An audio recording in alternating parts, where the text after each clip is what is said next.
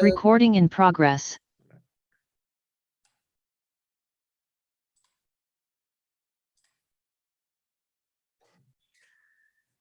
Bueno, ya empezamos la parte de mecánica cuántica y hemos estado revisando un poco que en algún momento fue necesario introducir o desarrollar una nueva teoría para describir ciertos fenómenos, en particular fenómenos a escala microscópica, porque había algunos sistemas que no eran, no se entendía cuál era el origen, cuál era la explicación de estos utilizando las teorías clásicas. Ajá.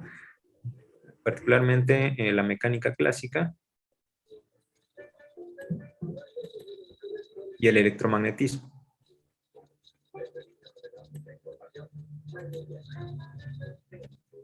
¿Sí? Con estas dos teorías, pues teníamos resultados que no eran correctos. De hecho, eran contradictorios con lo que se observaba. Entonces, por eso fue necesario el desarrollo de una nueva teoría y esta teoría fue la mecánica cuántica. Y bueno, los fenómenos...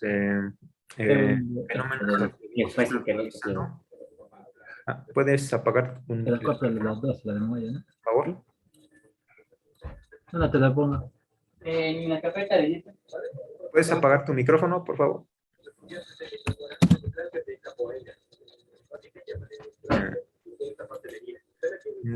Los experimentos que habíamos estado revisando eran radiación de cuerpo negro, que es uno de los puntos importantes a partir de los cuales se empezó a desarrollar la teoría cuántica con Max Planck. Después fue radiación de cuerpo negro, luego efecto fotoeléctrico, y fue ahí donde se introdujo, bueno, se utilizó la idea de Planck de suponer que la energía está cuantizada, y a partir de esto fue posible la descripción o entender este fenómeno. Y lo que hemos estado revisando es un poco los postulados de la mecánica cuántica. Entonces estábamos revisando el cuarto, y este cuarto nos decía que si un sistema estaba descrito por una función de onda,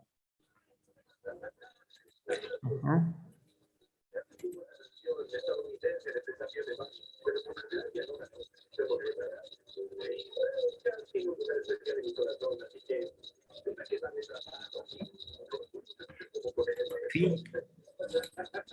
Entonces el valor promedio de la observable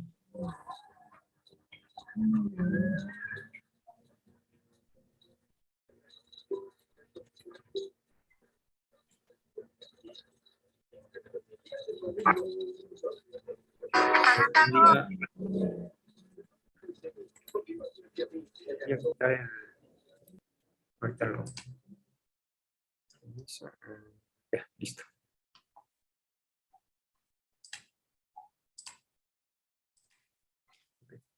Entonces el valor promedio de la observable se obtenía con la siguiente expresión. Y bueno, también habíamos visto que uno de los postulados, cualquier observable física estaba representada por un operador. Entonces cualquier observable A, el valor promedio lo obteníamos como, bueno, lo representábamos de esta forma, y esto era igual a la integral de la función de onda, complejo conjugado, el operador, ¿sí?, de tau, entre la integral de psi de tau. Y vimos dos casos, un caso en el cual la función de onda era eigenvalor del operador mismo. Entonces el caso que vimos fue cuando la función de onda es eigenfunción, es función propia de A. ¿Qué quiere decir esto? Que si el operador A actúa sobre la función de onda, lo que vamos a tener es uno de los valores propios.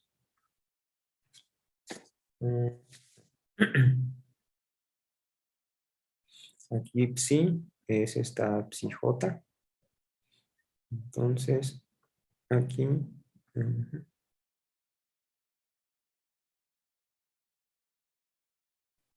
psi j. En este caso era directo, simplemente hacíamos la sustitución aquí, y lo que nos daba era que el valor de expectación de A era el propio valor propio, a I o a J. Y estábamos revisando el caso cuando no era la función de onda no era una eigenfunción de la operadora. Entonces, cuando no es eigenfunción,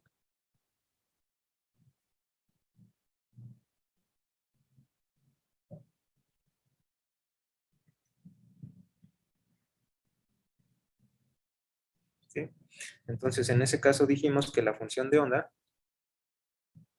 phi, la escribimos, no era el caso particular de aquí, que era simplemente una de las funciones propias, phi j, sino que lo podíamos escribir como una combinación lineal. Entonces, esto era la suma sobre i desde 1 hasta n de ciertos coeficientes por los phi i de x. Entonces, si tomábamos esta representación, el cálculo más o menos, habíamos hecho el denominador, y el denominador de este valor de expectación, que era psi complejo conjugado por psi, y aquí el de tau lo sustituíamos por x, porque este de tau indicaba una variable, el elemento de volumen en general, pero en este caso es unidimensional, por lo tanto solamente es de x. Y esto nos quedó en la suma.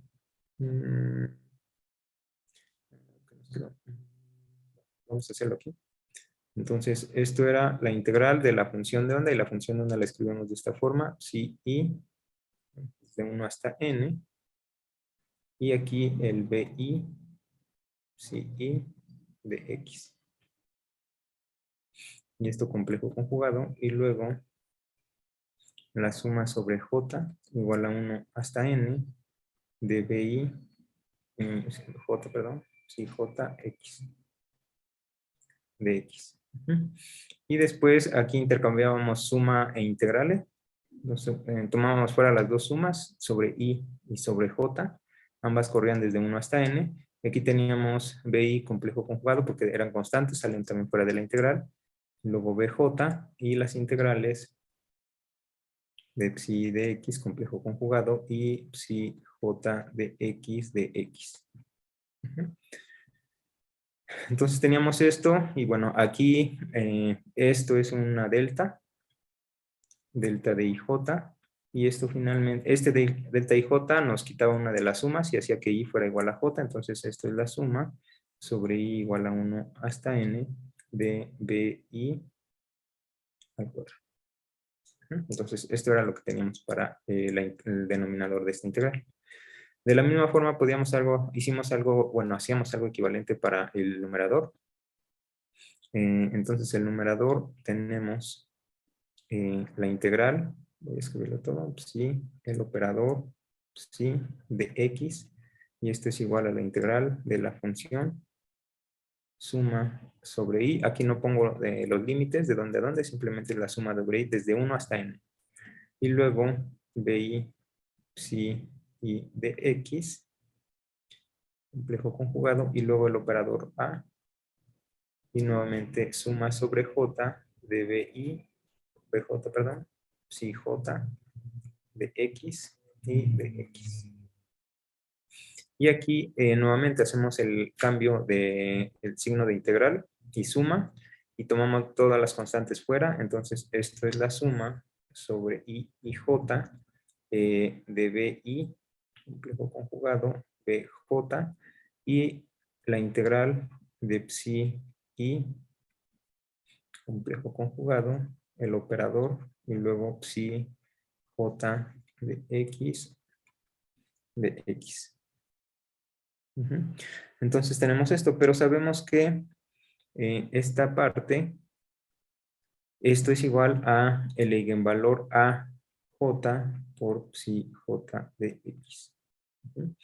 Entonces, al hacer esta sustitución, esta es una constante para la integral, ya no depende de x, entonces lo tomamos fuera, y lo que nos queda es igual a la suma sobre ij, bi, complejo conjugado, bj, estos dos, y luego aquí el A lo tomamos fuera, a J, y nuevamente psi I, psi J de X, que son estos que nos quedan. Y aquí nuevamente esto es una delta, delta IJ. Por lo tanto, nuevamente una de las sumas se nos va y lo que nos queda aquí es la suma sobre I igual a 1 hasta N de, como I es igual a J, entonces BI al cuadrado, la norma al cuadrado, multiplicado por AI. Por lo tanto, lo que estábamos buscando era el valor de expectación del operador A. Nos queda el valor de expectación del operador A es igual a esta parte que es el numerador, la suma desde I igual a 1 hasta N de BI por AI y dividido entre BI. Entonces, de esta forma obtenemos el valor de expectación del operador A. Y de aquí podemos ver que estos coeficientes AI, bueno, de aquí podemos ver que la interpretación es que esta es la probabilidad de encontrar de que el operador A esté en este estado, en el estado AI. Entonces, la probabilidad de encontrar AI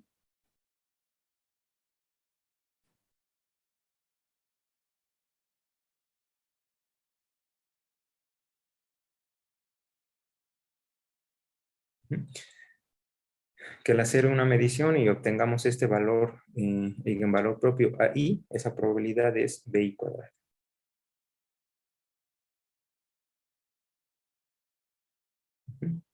Entonces tenemos este resultado.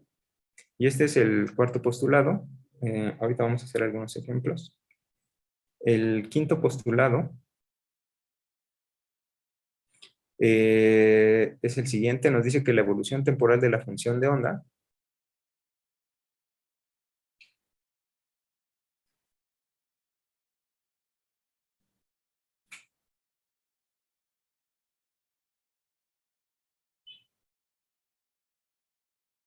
está gobernada por la ecuación de Schrödinger.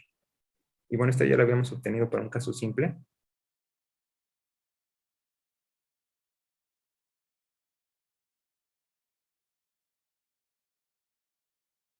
De Schrödinger.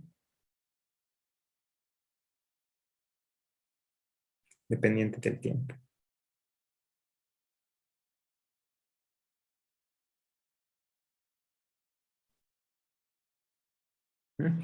Y esta ecuación es esta que voy a poner aquí, ya la habíamos deducido. No hay una deducción, simplemente habíamos obtenido una forma de llegar a ella. Y h, la parcial con respecto al tiempo de la función de onda x de t igual a h por la función de onda de x t. Entonces, esta es la ecuación que nos da la evolución temporal de la función de onda, que es la ecuación de Schrödinger. Ahora, esta función de onda phi tiene una interpretación probabilística, como ya vimos, y esta interpretación probabilística fue debido a Born.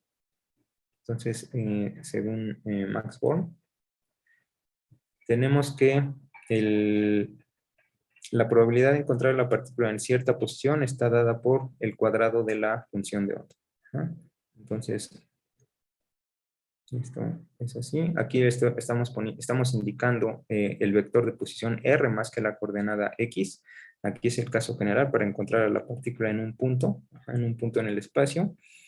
Entonces es phi de R al cuadrado de 3R.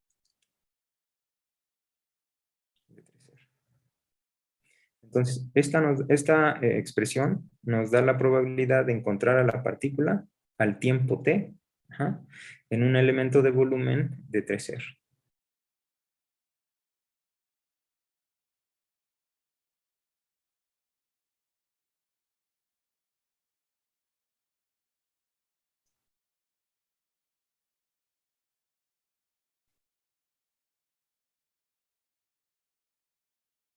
al tiempo t en un elemento de volumen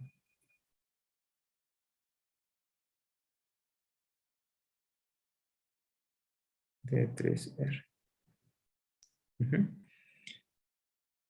Y además, como esto nos da esa probabilidad, si nosotros sumamos toda la probabilidad en todo el espacio, o queremos encontrar la probabilidad de encontrar a la partícula en todo el espacio, eso necesariamente nos va a dar 1, porque en algún punto vamos a encontrar a la partícula. Y esa probabilidad de encontrarla en todo el espacio, pues básicamente es integrarla, ¿no? Entonces, la probabilidad de que encontrar la partícula en todo el espacio tiene que dar 1, ¿sí? Y eso lo indicamos como la integral de este cuadrado. Y de r de t cuadrado de 3r. Y esto debe ser igual a 1. Entonces, esto nos dice algo importante. Aquí lo que nos dice es que tenemos que estar trabajando con funciones que sean cuadrado integrables. En el dominio en el cual estamos definiendo nuestro problema. Además, esta ecuación de Schrödinger que escribimos aquí tiene una propiedad importante, que es que si tenemos dos soluciones de esta ecuación de Schrödinger, la suma de estas dos también va a ser solución, que este es básicamente el principio de superposición. Entonces, el principio de superposición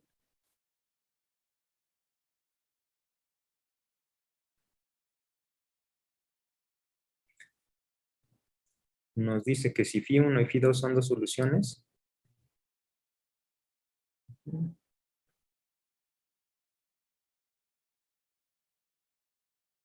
de la ecuación de Schrödinger,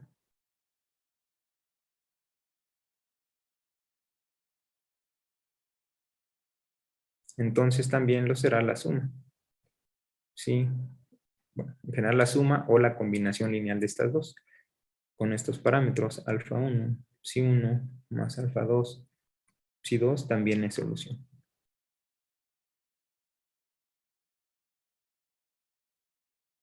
Y esto es debido a la linealidad, ¿no? Porque la ecuación de Schrödinger es una función lineal, entonces el principio de superposición se cumple. Y en general, dado que esto es así, podemos escribir la función de onda como una combinación lineal de ciertas funciones. Ajá. Entonces, la función de onda la podemos escribir de esta forma, alfa i por psi i. Ujú.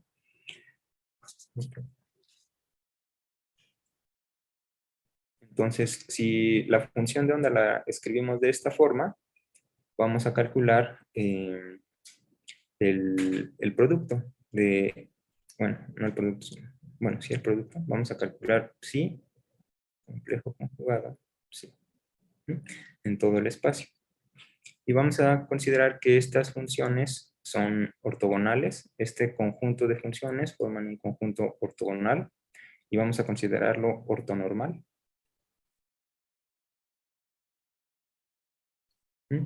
Entonces, si hacemos esto lo que nos va a quedar es lo que ya teníamos, lo que ya habíamos hecho. Es la suma sobre i de alfa i psi i, complejo conjugado, y aquí nuevamente la suma sobre j de alfa j psi j de x. Y esto, nuevamente hacemos el cambio de suma integral. Ponemos las sumas juntas. Aquí también ambas van de 1 a n. Tomamos fuera los coeficientes alfa i, alfa j, aquí es complejo conjugado, y simplemente nos queda la integral de psi i complejo conjugado, psi j de x. Y esto es una delta de ij. Por lo tanto, aquí también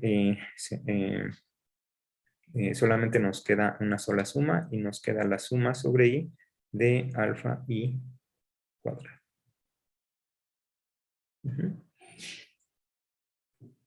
Ahora, todo esto es, lo que hicimos aquí fue, esto es el cuadrado, esto es aquí, esto de aquí es psi cuadrado e integrado en todo el dominio. En este caso lo estamos integrando de menos infinito a infinito, ¿sí? Entonces aquí tomamos este desarrollo Y llegamos a esto. Sabemos que esto nos va a dar la probabilidad de encontrar a la partícula en todo el espacio, porque estamos integrando en todo el espacio. Ujú. Entonces, esta probabilidad es la suma de los cuadrados, de alfa i cuadrado, etc. Ujú. Por lo tanto, aquí cada uno de estos coeficientes va a ser, lo podemos escribir como la probabilidad de encontrar a la partícula. Estos coeficientes al cuadrado va a ser la probabilidad de que la partícula esté en el estado IS de esta combinación lineal. Entonces, esto lo podemos escribir como P1 más P2 más P3, etc. Entonces, este es el significado físico de estos coeficientes. La probabilidad de que la partícula esté en este estado, en el estado φI. ¿Sí? Y la suma sobre todos los estados φI tiene que ser igual a 1. ¿Okay? Entonces, vamos a poner un ejemplo aquí. Vamos a suponer que tenemos una función de onda y la función de onda está representada por la siguiente expresión. La función de onda psi, estamos considerando el caso unidimensional, y esto es igual a raíz de 3 entre 3 por una función φ1 más 2 entre 3 por una función φ2 más raíz de 2 entre 3 por una función φ3. De tal forma que estas funciones φ1, φ2 y φ3 son ortonormales, es decir, φi, φj de x es delta y j.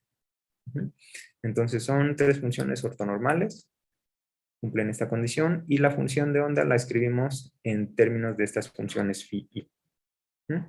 Entonces, lo primero que debemos checar es si esta función está normalizada, es decir, que la integral del cuadrado de x al cuadrado sea igual a 1, definida en todo el dominio de la variable. En este caso es en todo el espacio, en todo el eje real. Ajá. Entonces vamos a ver si esto es así. Entonces tenemos que hacer esto. Vamos a considerar aquí la función de onda. Vamos a hacerlo explícitamente y nos va a quedar raíz de 3 entre 3 por la función φ1 más 2 tercios por la función φ2 más raíz de 2 entre 3 por φ3, complejo conjugado, y luego nuevamente, ¿no? Ajá.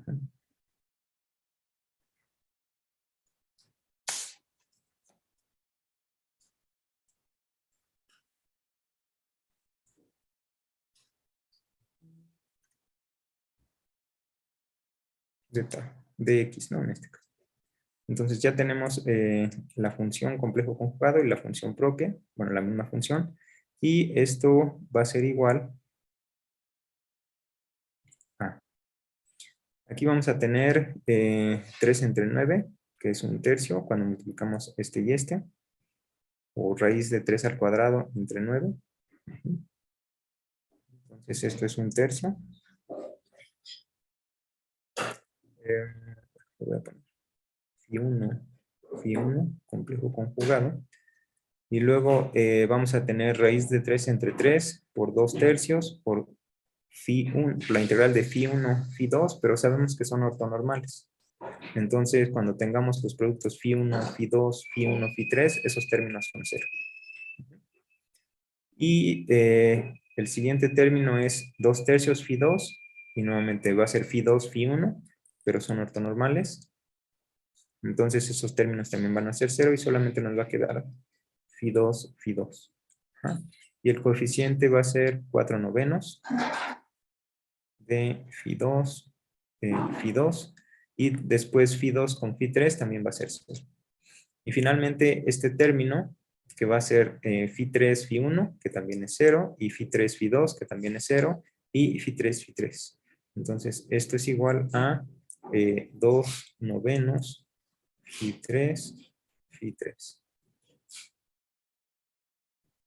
Y aquí es de x.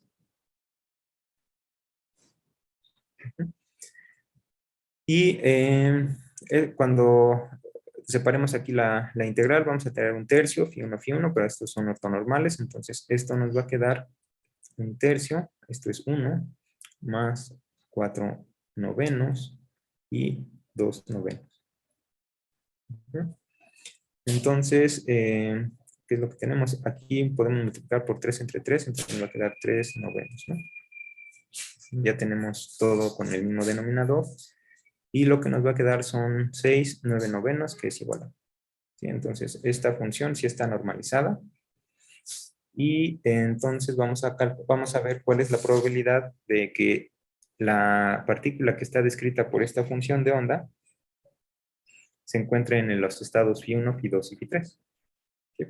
Entonces, para encontrar la probabilidad, bueno, ya vimos que la probabilidad va a estar dada por los coeficientes de la expansión, que es esto. Entonces, la probabilidad de encontrar a la partícula en el estado φ1 simplemente va a ser el cuadrado del coeficiente, que es raíz de 3 entre 3. La probabilidad de encontrar a la partícula en el estado φ2 es 2 entre 3 al cuadrado, y la probabilidad de encontrar a la partícula en el estado φ3 es raíz de 2 entre 3 al cuadrado. Eh, ok, entonces, eso es lo que tenemos. Ahora, ¿cómo podemos obtener esa probabilidad de que la partícula esté en el estado φ1?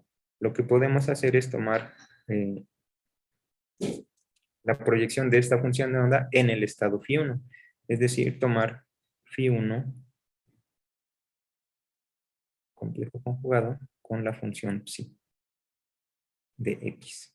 E integrado también en todo el dominio.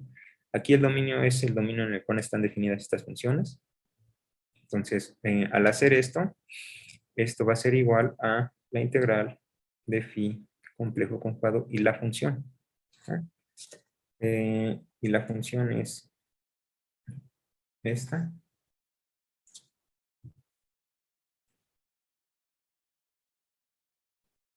De x. Entonces aquí vamos a tener,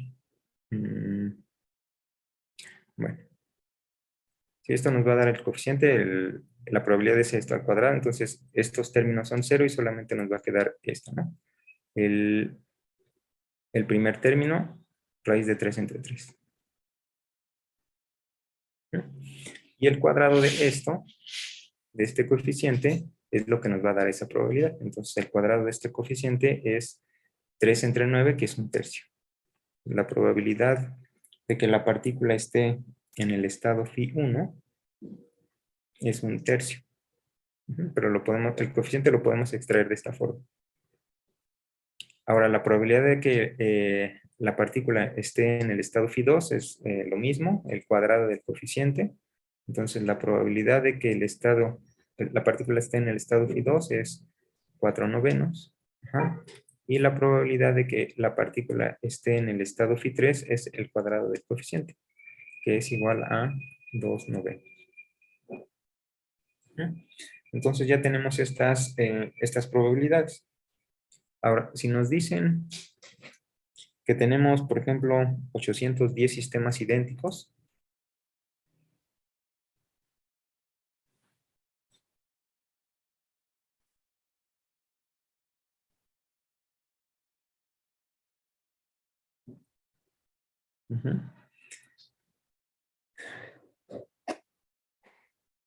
lo que queremos saber es, si se mide cada sistema, entonces, ¿cuántos sistemas se van a encontrar en cada uno de los estados?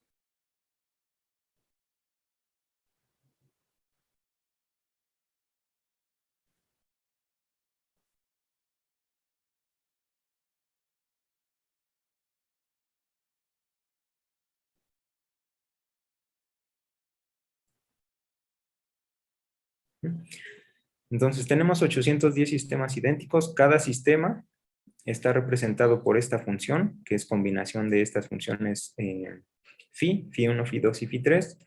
Entonces, la pregunta es, de estos sistemas idénticos, ¿cuántos se van a encontrar en cada uno de estos estados? ¿Cuántos sistemas van a estar en el estado φ1? ¿Cuántos sistemas van a estar en el estado φ2? ¿Y cuántos sistemas van a estar en el estado φ3? ¿Cómo podemos encontrar ese número de estados? ¿Cuántos estados, por ejemplo, van a estar en el estado φ1?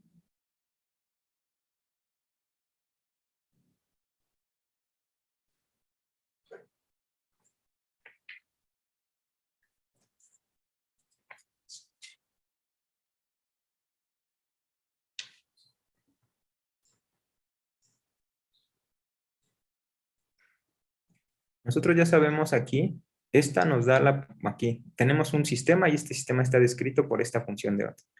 Lo que hicimos aquí fue calcular la probabilidad de que el sistema esté en el estado phi1. Ajá, y la probabilidad de que esté en el estado phi2 y la probabilidad de que esté en el estado phi3. Ajá, exactamente. Entonces, ya tenemos la probabilidad de que el sistema esté en este estado. La probabilidad es 1/3. La probabilidad de que esté en el estado phi2 es 4/9 y la probabilidad de que esté en el estado phi3 es 2/9. Si nos preguntamos ahora, tenemos 810 sistemas en el mismo, descrita por la misma función. Sí, si tenemos 810 sistemas idénticos, descritos por esta función de onda, de esos 810 sistemas idénticos, ¿cuántos se van a encontrar en cada uno de los estados? ¿Cuántos van a estar en este estado y en este estado? Entonces, pues aquí es más o menos simple, porque lo único que tenemos que hacer es, ya sabemos la probabilidad de que se encuentre en este primer estado, pero lo mismo va a ser para el resto de los estados. Entonces, la probabilidad de que esté en el estado phi1 es multiplicar el número total de estados, 810. De estos 810, la probabilidad de que esté en el estado, de que estén en el estado phi1 es 1/3. Entonces, esto lo multiplicamos por la probabilidad de que esté en el estado phi1. Y esto simplemente es 810 por 1/3. Entonces, este va a ser el número de sistemas que se van a encontrar en el estado phi1. Y esta probabilidad sí, son 270. Entonces, de los 810, 270 van a estar en el estado phi1. ¿Cuántos van a estar en el estado phi2? Hacemos exactamente lo mismo. Va a ser el total por la probabilidad de que se encuentren en el estado phi2. Entonces, son 810 y la probabilidad de que estén en el estado phi2 son 4/9. Y esto nos queda 360. Y lo mismo para el estado phi3. La probabilidad o cuántos estados van a estar en el estado phi3 va a ser el total multiplicado por la probabilidad de que estén en este estado, en el estado phi3. Y estos son 810 por 2/9. Y esta probabilidad es de 180.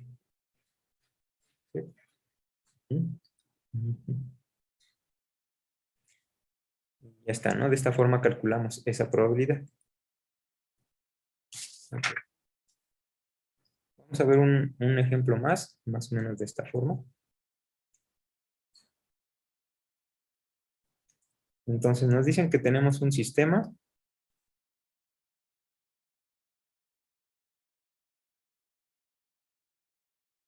y su estado está descrito en términos de un conjunto completo de estados, ortonormales nuevamente.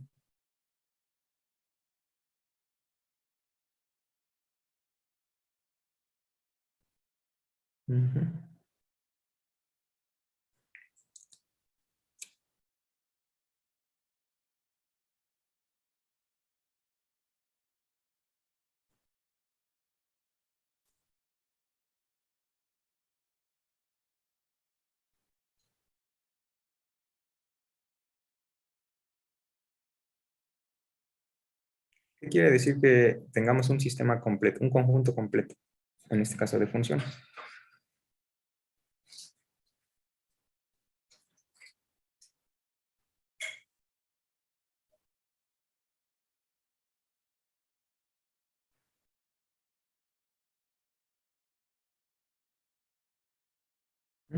Entonces, la función del estado, la función del estado, queda escrita de esta forma. Es 1 entre raíz de 19 por phi1 más 2 entre raíz de 19 por phi2 más 2 entre raíz de 19 por phi3 más 3 entre raíz, entre 19 raíz, phi4 Y finalmente 5 entre 19 raíz phi 5. ¿Sí? Entonces tenemos esta función de onda que está escrita de esta forma. Y además nos dicen que el hamiltoniano del sistema aplicado a estas funciones phi n es igual a n epsilon 0 por phi n. ¿Sí? Con n igual a 1, 2, 3, 4 y 5. Y epsilon 0 es una constante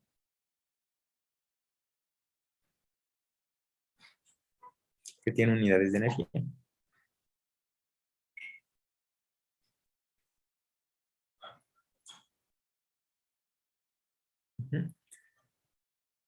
Entonces, ¿qué quiere decir que este conjunto phi i con i igual a 1 hasta 5 sea completo?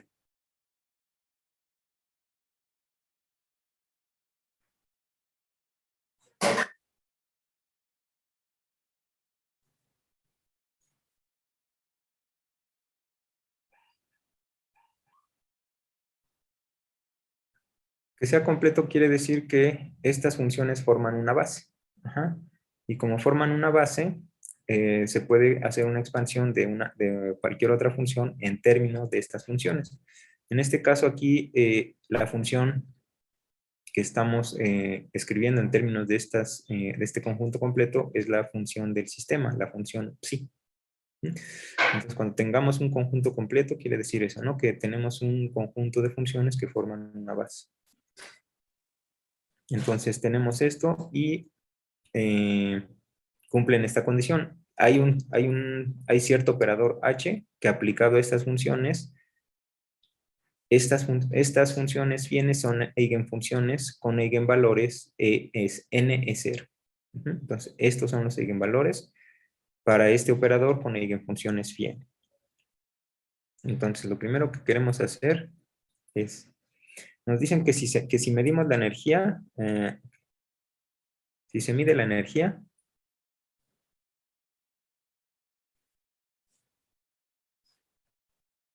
a un número idéntico de sistemas,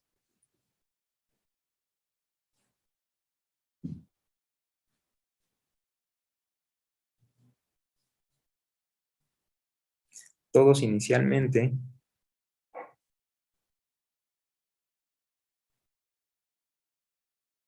en el estado phi, qué valores y con qué probabilidad se van a encontrar. ¿Qué valores de la energía y con qué probabilidad se van a encontrar?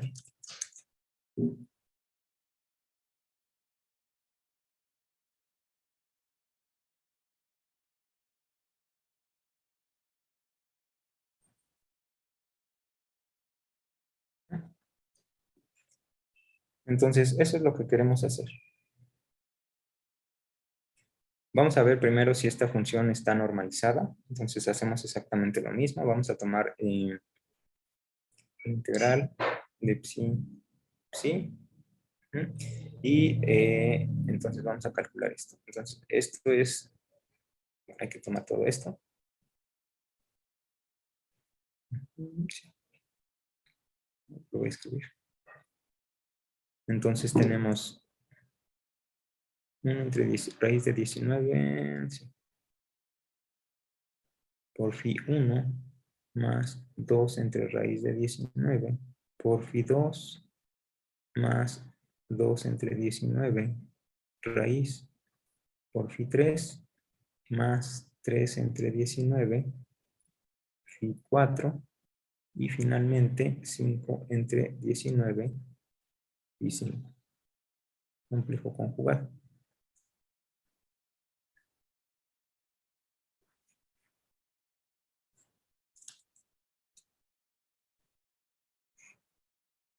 Aquí no cabe, lo voy a poner aquí abajo.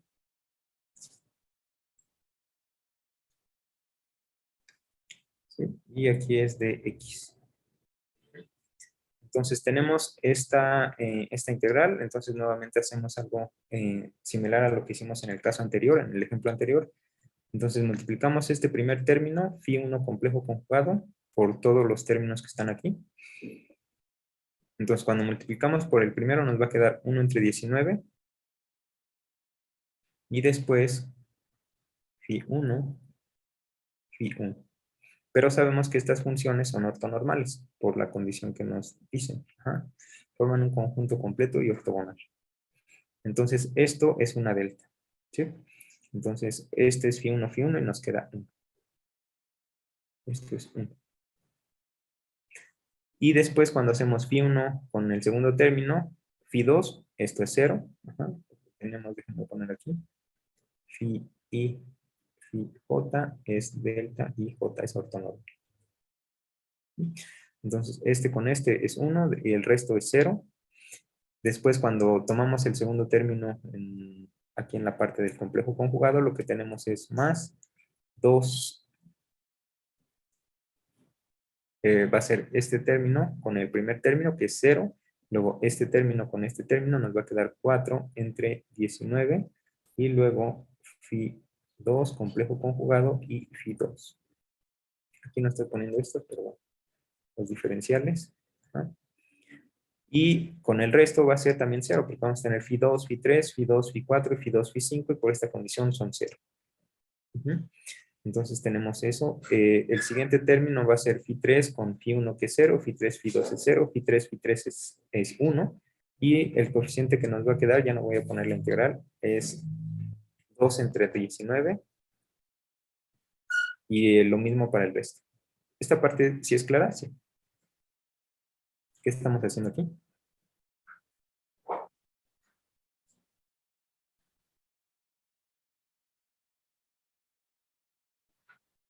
¿Sí?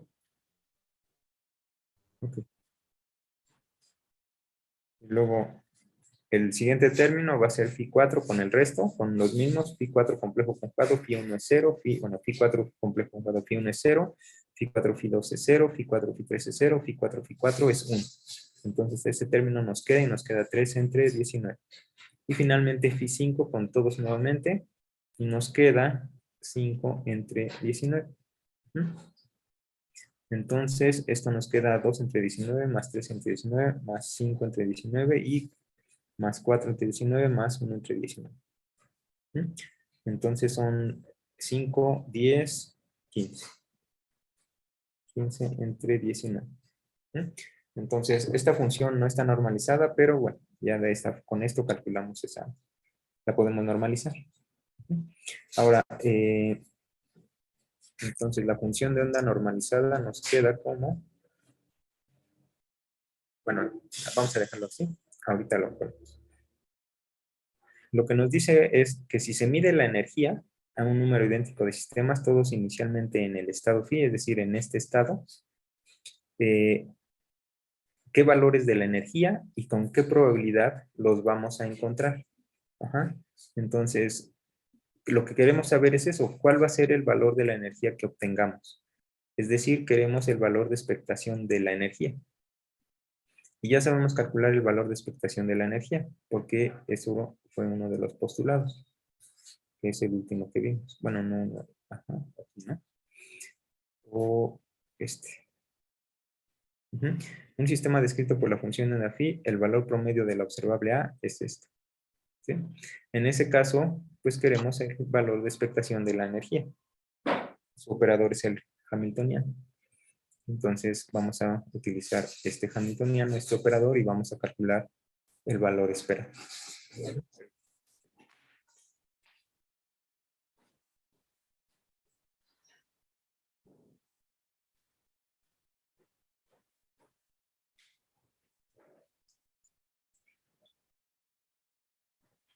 Entonces vamos a hacer eso. Vamos a calcular el valor de expectación de la energía entre en la función que nos interesa. Vamos a tener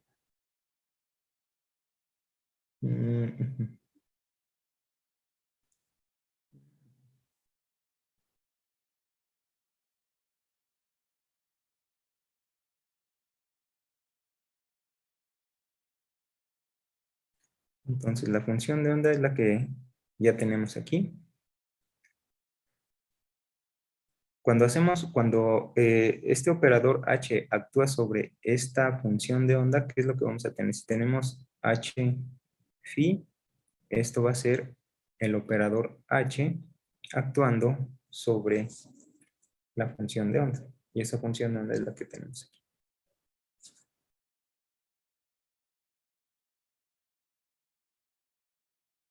Ujú. Y cuando actúa el operador sobre toda esta función de onda, ¿qué es lo que vamos a obtener? ¿A qué va a ser igual esto?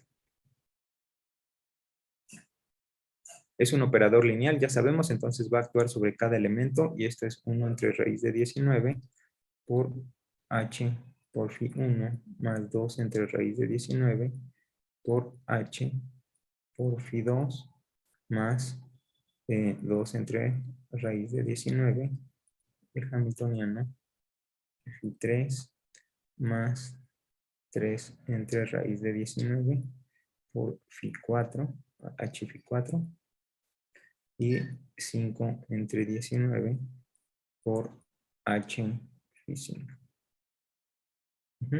Entonces, ¿cuál va a ser el resultado de esta operación?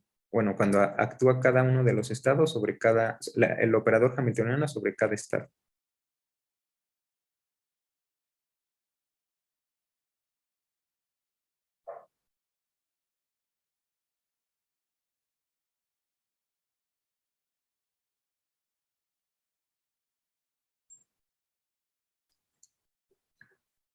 ¿A qué es igual el hamiltoniano actuando sobre la función psi 1?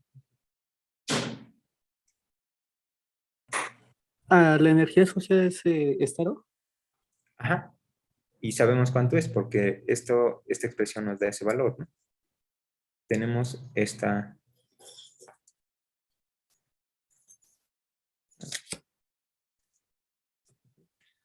Voy a ponerlo aquí.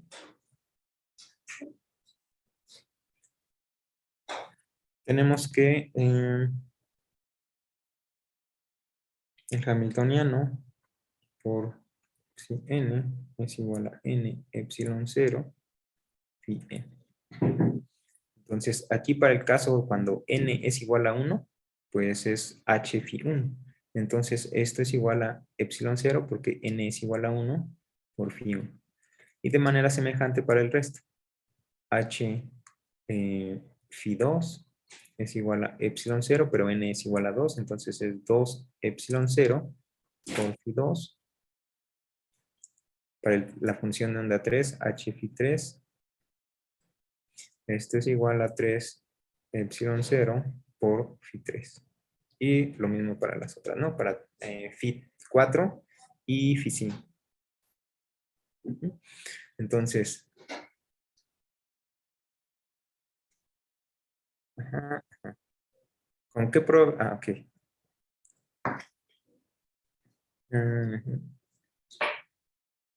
Nos dicen que si de este sistema se mide la energía a un número idéntico de sistemas, todos inicialmente en el estado phi, ¿qué valores de la energía vamos a encontrar? ¿Qué valores de la energía vamos a encontrar para esta función de onda descrita por phi?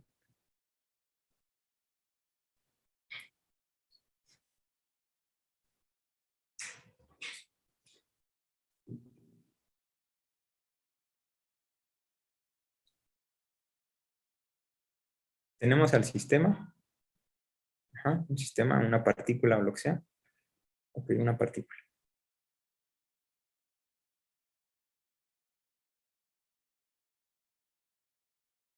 Tenemos una partícula y esta partícula está descrita por la función de onda psi. Entonces, ¿qué valores posibles de la energía vamos a medir para esta partícula?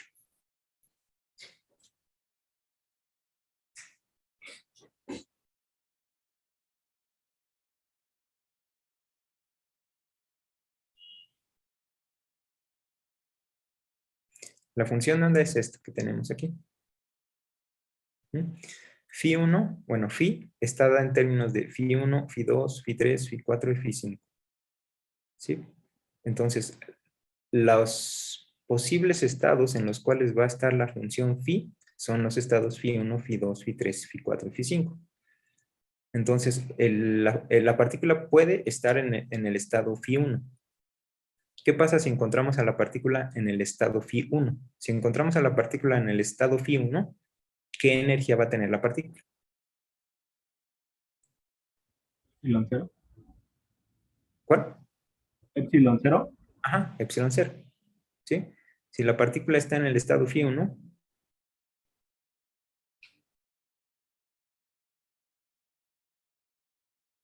entonces la energía tiene que ser epsilon 0. Si hacemos una medición y la partícula está en el estado Φ2, ¿qué energía vamos a medir? 2 Epsilon 0. Ajá, exactamente, 2 epsilon 0. ¿Sí? Etcétera, ¿no? Si hacemos la medición y la partícula está en el estado Φ3, entonces vamos a encontrar a la partícula con energía E30. Y lo mismo, si está en el estado 4, entonces va a estar en el estado 4 epsilon 0. Si la medimos y está en el estado Φ5, entonces la energía va a ser 5 epsilon 0. Entonces, estas son las posibles energías que vamos a medir para este sistema, dependiendo en qué estado esté. Ahora la pregunta es, ¿con qué probabilidad vamos a encontrar a la partícula en el estado con energía E0, epsilon 0?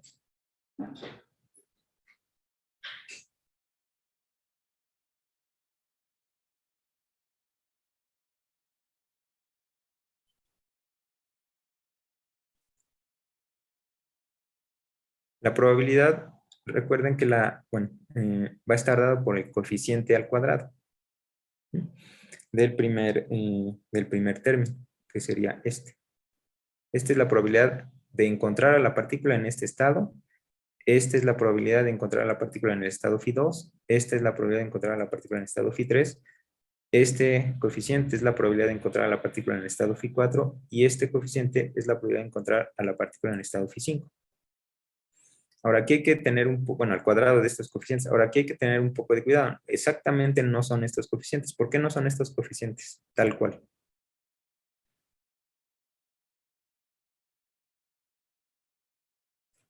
Tiene que estar elevado al cuadrado.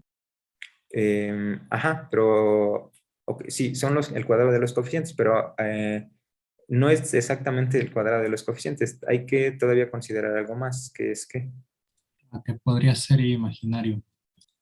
en este caso todos los coeficientes son reales, entonces no hay ningún problema. Esto es real, real, real. Entonces la norma cuadrada es real porque son todos reales. Pero, ¿La energía del estado? ¿cómo?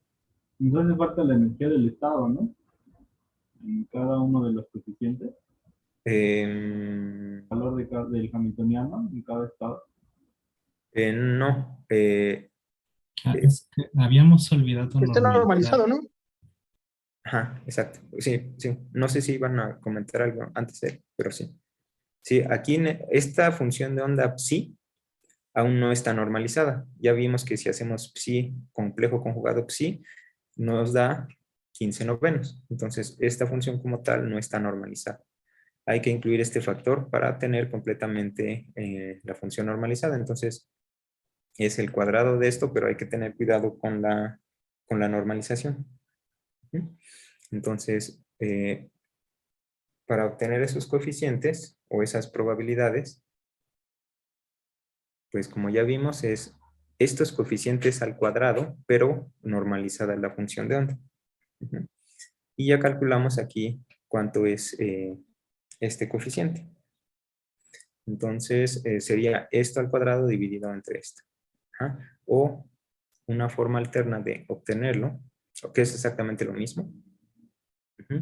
Entonces la probabilidad de encontrar al sistema con la energía E1 simplemente va a ser, bueno, es la integral de la función psi1, como vimos, multiplicada por psi. Este producto o esta integral, lo que nos va a dar es este coeficiente. Porque, bueno, lo vamos a hacer. Nos va a dar este coeficiente. ¿Sí? Entonces, es esta probabilidad, pero tiene que ser al cuadrado, porque el coeficiente lo queremos al cuadrado. Y además tenemos que poner aquí la normalización, que va a ser psi, complejo conjugado, psi, de x. Y ya está. De esta forma obtenemos esa probabilidad, que es lo que comentamos. Simplemente estamos con esto, tomamos el coeficiente, obtenemos el coeficiente 1 entre 19, tiene que estar al cuadrado, por eso le vamos al cuadrado, y esto es de la normalización. ¿Sí? Entonces, ¿qué nos queda? Si hacemos esta operación, nos va a quedar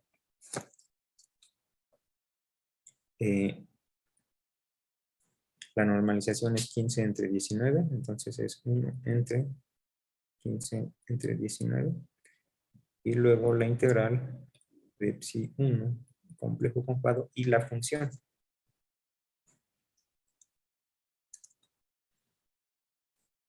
Que es esta que está aquí.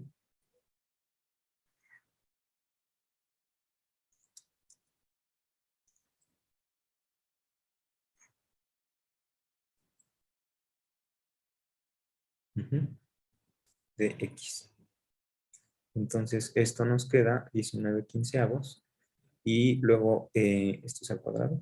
Luego phi1, que son ortonormales, entonces nos queda 1 y el resto son 0. Phi1, phi2, phi1, phi3, phi1, phi4 y phi1, phi5 son 0. Entonces esto nos queda 1 entre raíz de 19 al cuadrado. Y esto es 19, raíz de 19 al cuadrado, nos queda 19 y nos queda finalmente 1 entre 15.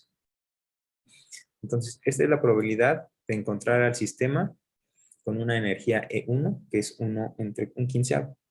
Y de forma equivalente es obtener la probabilidad de encontrar al estado con una energía E2. Básicamente es el coeficiente de este segundo coeficiente. Al cuadrado, pero hay que dividirlo entre la normalización, 15 entre 19. Y nuevamente, una forma de ponerlo es la probabilidad de encontrar el sistema con una energía de 2 es 1 entre la normalización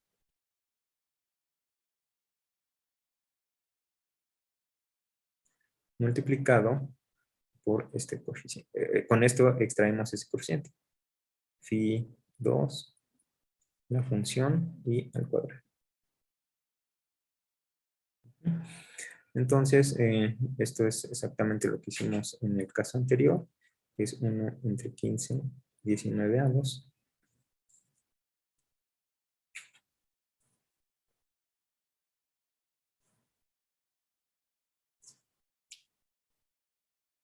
La integral ahora es phi 2, complejo conjugado, y todo esto al cuadrado.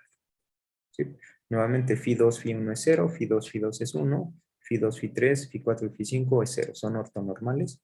Y esto nos queda 19 quinceavos por 2 entre raíz de 19 al cuadrado. Y esto nos va y nos queda 4 quinceavos. Entonces, de la misma forma obtenemos el resto de las probabilidades, la probabilidad de encontrar al sistema en el estado E1, E2, etcétera. Entonces las vamos a poner aquí. La idea es exactamente la misma. Entonces la probabilidad de que el sistema tenga una energía E1 es un quinceavo. La probabilidad de obtener al sistema con una energía E2 son 4 quinceavos. De E3 nos da 2 quinceavos. De E4 3 quinceavos.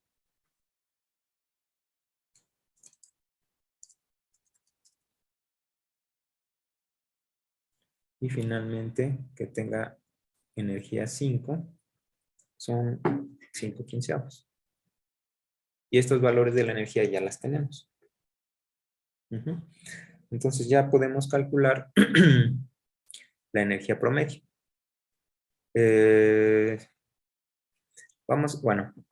Ahorita vemos por qué hicimos esto. Vamos a calcular la energía promedio como podríamos haberlo hecho directamente. sabemos que la energía promedio, habíamos comentado que la energía promedio la podemos calcular como la integral de psi, el valor de expectación de la energía, que es el operador asociado con la energía, es el Hamiltoniano. ¿Sí? Y aquí la normalización, ¿sí? Sí. De x y de x. Este denominador ya lo calculamos.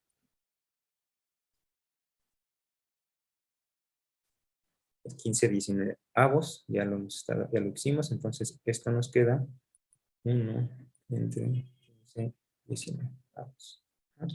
Y resta esta parte del numerador. Vamos a calcular esta parte del numerador.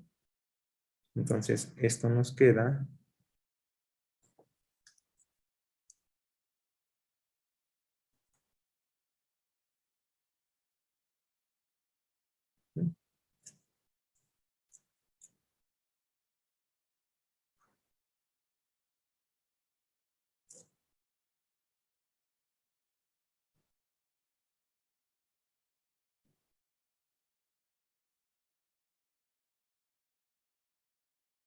esto es complejo conjugado y nos hace falta el operador Hamiltoniano. Y aquí de x, ¿no? Entonces, esto es lo que tenemos que calcular para obtener el numerador. Y pues es más o menos directo. Hacemos lo que hemos estado, bueno, no es directo, pero vamos a... Aquí tenemos que usar lo que sabemos que obtenemos cuando el operador hamiltoniano actúa sobre estas funciones. H phi n es n epsilon 0 phi n. H phi n es n epsilon 0 phi n. Entonces, esto nos va a quedar de la siguiente forma.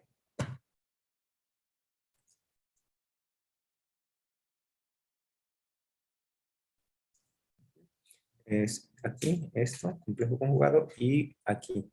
Y aquí vamos a aprovechar de la linealidad del operador hamiltoniano. Entonces, el operador actuando sobre toda la función phi es el operador actuando sobre cada uno de los coeficientes que tenemos aquí, sobre cada uno de los términos de la suma. Entonces, cuando el operador hamiltoniano actúe sobre H1, vamos a tener H1 phi 1. Pero esto sabemos que es epsilon 0 phi 1. Y lo mismo para el resto. Entonces, cuando actúa sobre el primer término, vamos a tener epsilon 0 es cuando actúa y dividido entre raíz de 19, que es el coeficiente que ya teníamos, por phi 1. ¿Sí? Entonces es esto básicamente. H, aquí no es H1, simplemente H phi 1 es epsilon 0 phi 1.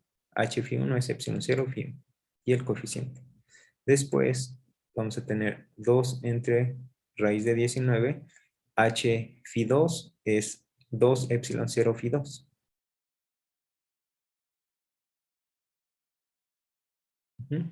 Y lo mismo para el resto. El coeficiente es 2 entre 19 raíz por H phi 3 es 3 epsilon 0 phi 3.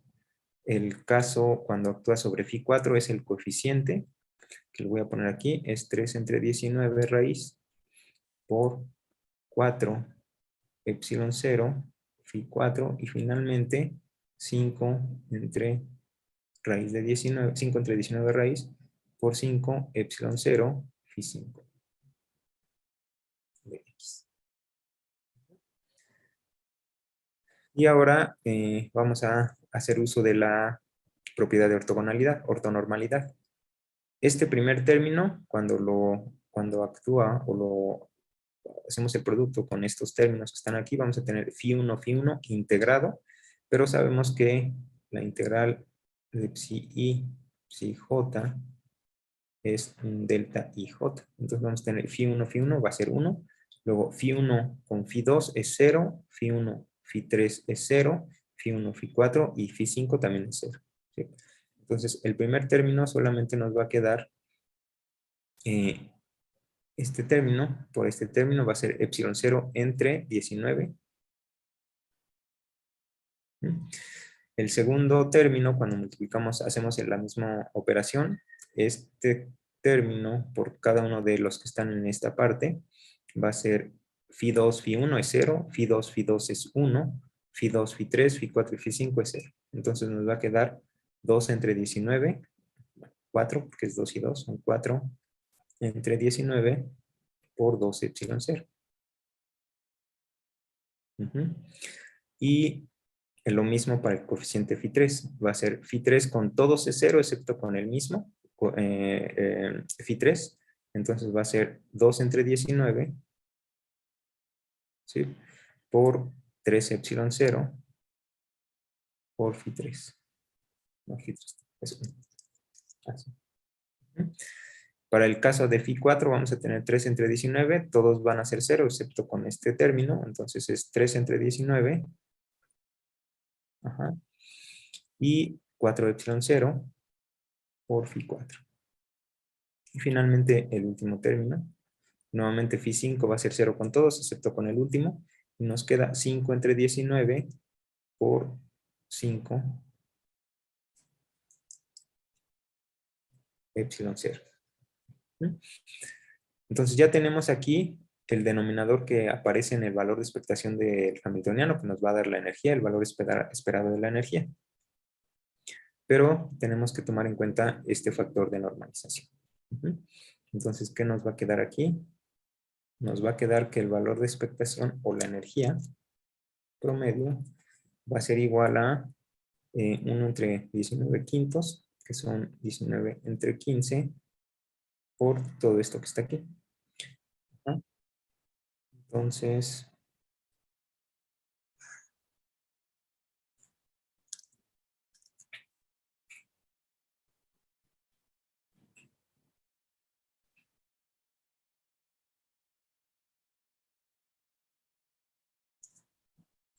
tenemos esto. Entonces, en todos lados aparece 19, lo factorizamos, 19, 19, 19, 19, se nos va con este término que está aquí como término enfrente de todo el paréntesis.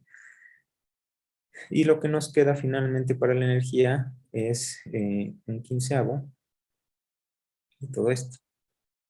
Epsilon 0 más 8 epsilon 0 más 6 epsilon 0 más 12, este Φ4 no va, más 12 epsilon 0 más 25 epsilon 0. Y cuando sumamos esto, podemos tomar fuera epsilon 0, lo que nos va a quedar es 52 quinceavos de epsilon 0. Entonces, este es el valor promedio de la energía. Y ya está. Ahora, aquí lo que hicimos fue calcular la probabilidad de encontrar al sistema con energía E1. Bueno, aquí lo hicimos directamente, calculando la expresión. El valor promedio de la energía es el valor de expectación del hamiltoniano. Hicimos todo el cálculo con la función de onda y obtuvimos esto. Aquí en esta primera parte lo que hicimos fue calcular la probabilidad de encontrar, la probabilidad de que el sistema tenga energía E1, E2, etcétera, y los resultados los obtuvimos aquí. Entonces, si ya tenemos la probabilidad de que el sistema tenga energía E1, que es un quinceavo, la probabilidad o el promedio de la energía, lo podemos calcular como la probabilidad de que el sistema tenga una energía E1 por la energía 1, por el valor de la energía 1, más la probabilidad de que el sistema tenga energía E2 por el valor de esa energía, más la probabilidad de que el sistema tenga la energía o esté en el estado con energía E3, multiplicado por el valor de la energía, hasta la probabilidad de que el sistema esté en el estado con energía E3, multiplicado por 5, perdón, multiplicado por ese valor de la energía. Y aquí ya tenemos las probabilidades de que esté en el estado con esta energía. Y las energías ya las conocemos. Las energías son H phi I es igual a N, perdón. Es phi N phi n es igual a n epsilon 0 phi n. ¿No? Entonces, la probabilidad de que tenga energía E1 es 1/15 por el valor de la energía 1, que es epsilon 0. Luego, la probabilidad de que tenga energía E2 es 4/15 por el valor de la energía E2, que es 2 epsilon 0. Y la probabilidad de que tenga energía 3 es 2/15 por el valor de la energía 3 epsilon 0 más 3/15 por 4 epsilon 0 y finalmente 5/15 por 5 epsilon 0. Y estos son los mismos términos que aparecen aquí. Podemos factorizar el 1/15 o 15 en el denominador y es lo que habíamos obtenido aquí. 1/15, epsilon 0, 8, 6, 12, 25. ¿No? 8, 6, 12, 25. Entonces el resultado pues es exactamente lo mismo. 52/15 de epsilon 0.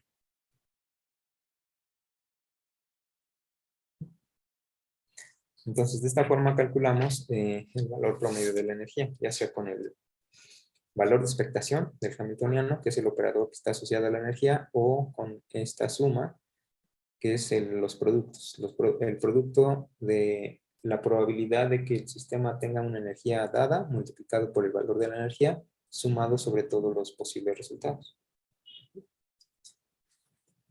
Okay. Vamos a seguir.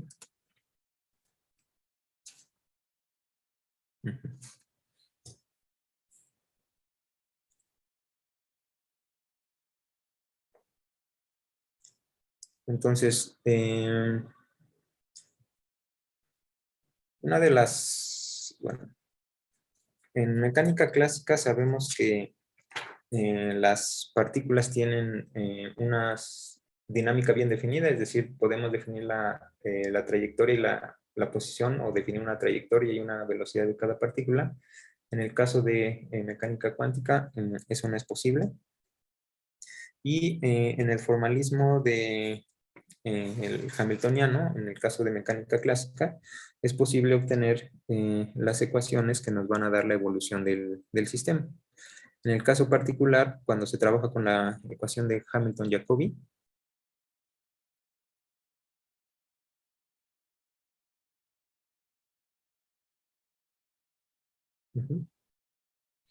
para el caso unidimensional se deben satisfacer estas ecuaciones. La parcial de S con respecto a la coordenada X es igual al momento, y la parcial de S con respecto al tiempo es igual al hamiltoniano.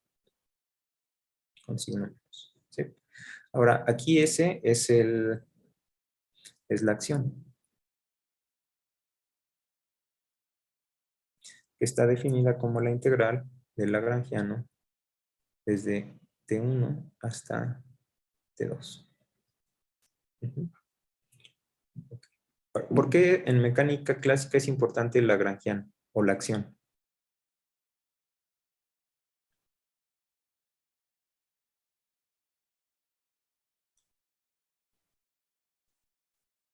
¿Por qué es importante la acción en mecánica clásica?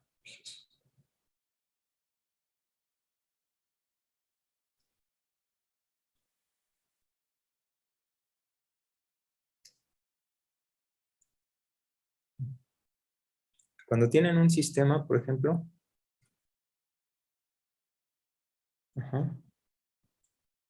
definido entre dos puntos,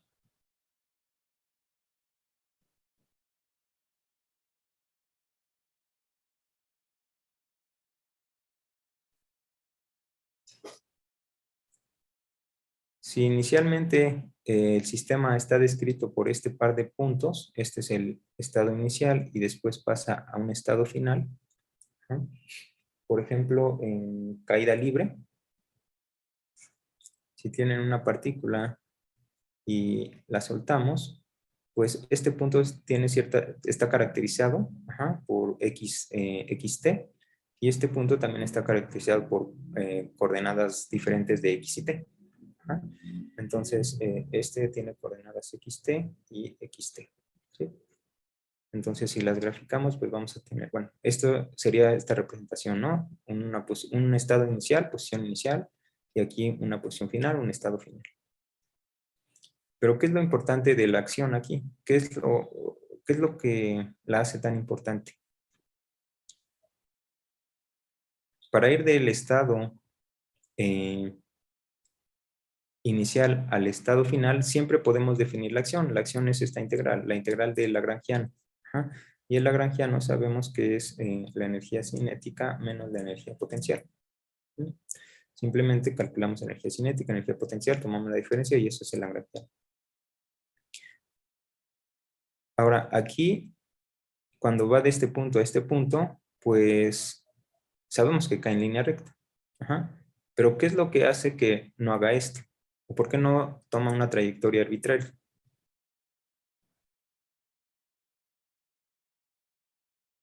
¿Por qué tiene que ir de aquí a aquí?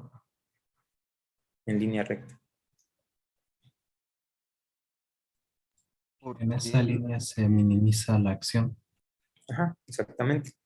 Sobre esta trayectoria es tal que la acción es mínima. Ajá. La acción toma un valor extremo y en ese caso este valor extremo es mínimo. ¿Sí? Si tomara cualquier otra trayectoria, la acción no sería el mínimo, sería algún otro valor, pero no es mínimo. El mínimo de la acción se logra cuando la trayectoria es esta que cae sobre la cual se mueve la pelota en este ejemplo. ¿Sí? Entonces, por eso es importante la acción, ¿no? Entonces, en estas ecuaciones de Hamilton aparece la parcial de la acción con respecto a la posición y con respecto al tiempo, y estos son iguales al momento y menos el Hamiltoniano. Entonces vamos a utilizar esto, no las dedujimos, pero bueno, vamos a utilizarlas.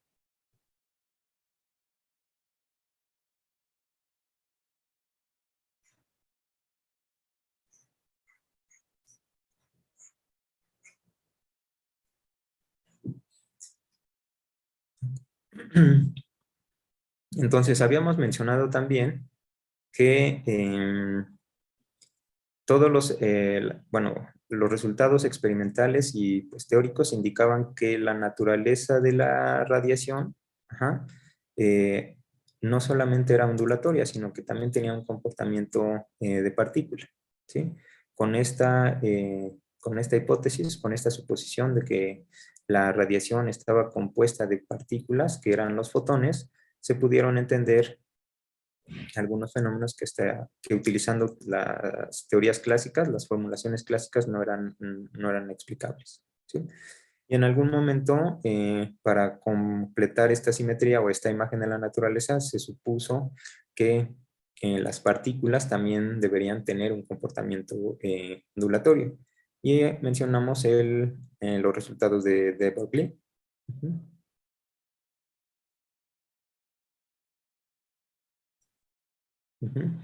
Que propuso que así como la radiación tenía un comportamiento de partícula, las partículas de materia deberían también tener asociado un comportamiento ondulatorio.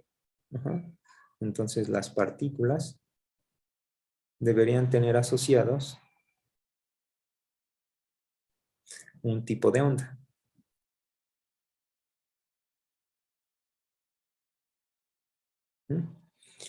De cierta longitud de onda.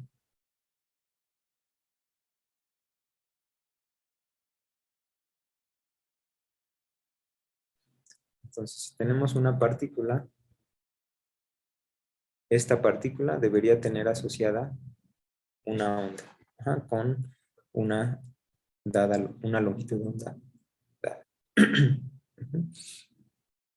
Y pues hasta ese momento la teoría de fenómenos ondulatorios estaba bastante bien desarrollada y era claro que cualquier onda se podía escribir como en términos de una función exponencial. Entonces una onda y la podíamos escribir, o se puede escribir siempre como una amplitud por e a la i kx menos omega t. donde K es el número de onda y omega es la frecuencia angular. ¿Sí? Entonces, esto es una onda, cualquier onda física. Se puede escribir de esta forma, una onda viajando sobre una cuerda, o radiación electromagnética también se puede escribir en esta forma. ¿Sí?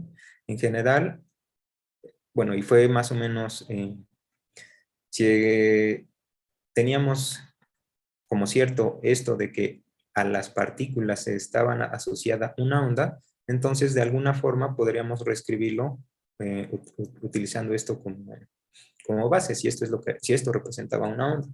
Entonces, para las partículas de materia, como mencionamos, se definió la función de onda psi, escrita de esa forma, como una onda E a la I phi, con cierta fase aquí, ¿no? Pero en general de esta forma, E a la I phi, con una amplitud aquí, con esta fase phi. Entonces, esta phi es la fase. Ahora vamos a considerar el caso simple de una partícula que se mueve con velocidad constante.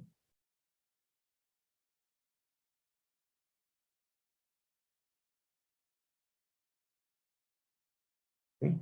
Entonces, como la partícula se mueve con velocidad constante, el momento es constante y también la energía es constante.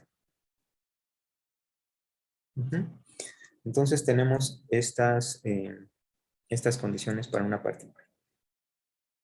Entonces, si consideramos que se cumplen las ecuaciones de Hamilton-Jacobi, la parcial de S con respecto a X es igual a P y la parcial de S con respecto a T es H, para una partícula con velocidad constante, tanto el momento como la energía son constantes. Entonces, ¿qué es lo que tenemos en este caso?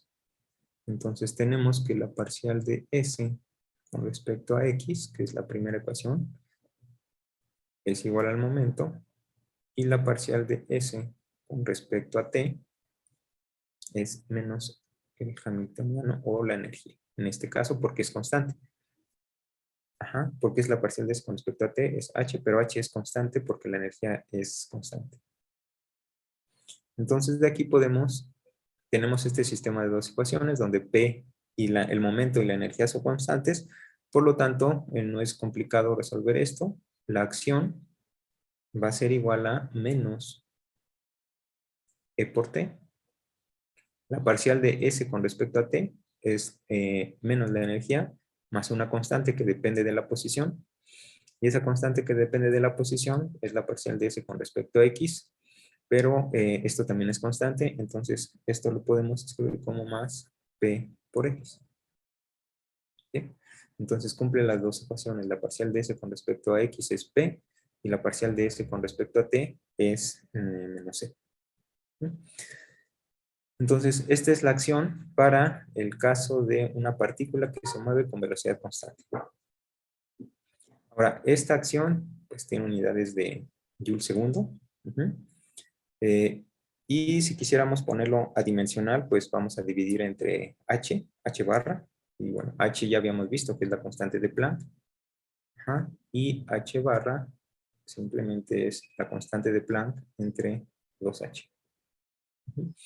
Entonces, para poner esto de forma adimensional, tomamos la división, S entre H, y esto nos va a quedar como menos E entre H por T más P entre H por X.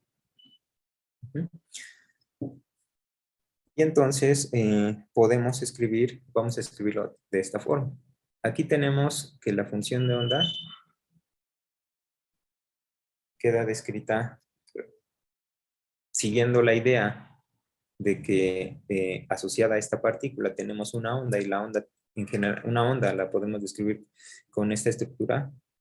Entonces, vamos a tomar la función de onda como E a la I S entre H. Esta es una aproximación semiclásica. ¿Sí? Básicamente es WK, método WK. ¿Sí? Pero bueno, vamos a escribirlo así. Entonces, con esto, ¿qué es lo que nos queda? Lo que nos queda es igual a E a la I por S entre H es esto que tenemos aquí. Entonces va a ser igual a menos P entre H por T más P entre H por X. ¿Mm? Entonces tenemos esta relación. Ahora, aquí podemos hacer lo que ya hicimos anteriormente, que es, tenemos esta expresión para la función o para la onda que está asociada a la partícula que estamos considerando. Entonces quisiéramos saber qué función o qué ecuación es la que satisface esta función. Y para eso la idea es hacer exactamente lo que hicimos la semana pasada, es tomar la parcial de phi con respecto a X, tomar la segunda parcial de phi con respecto a X y tomar la parcial de phi con respecto a T. Y hacer, reorganizar términos, pero la idea, bueno, es exactamente lo mismo que hicimos. Finalmente, se obtiene la ecuación que satisface esta función, ¿sí? Y la ecuación que satisface esta ecuación es la misma que obtuvimos la semana pasada, que es IH, la parcial de phi, con respecto a T, y esto es igual a menos H cuadrada entre 2m por la segunda parcial de phi con respecto a X. ¿No? Y esto, como dijimos, es la ecuación de Schrödinger asociada a esta partícula.